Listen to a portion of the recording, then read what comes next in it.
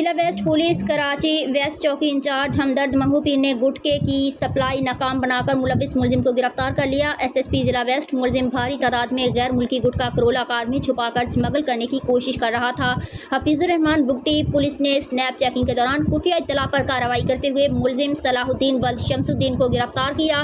गिरफ्तार मुलजिम की करोला कार में लोड छुपाया गया 128 पैकेट्स सफीना और 180 पैकेट्स आदाब गैर मुल्की गुटखा बरामद कर लिया गया। स्मगलिंग में इस्तेमाल होने वाली करोला कार नंबरी AUF 680 को भी ज़ाब्ते के तहत कब्जा पुलिस में ले लिया गया।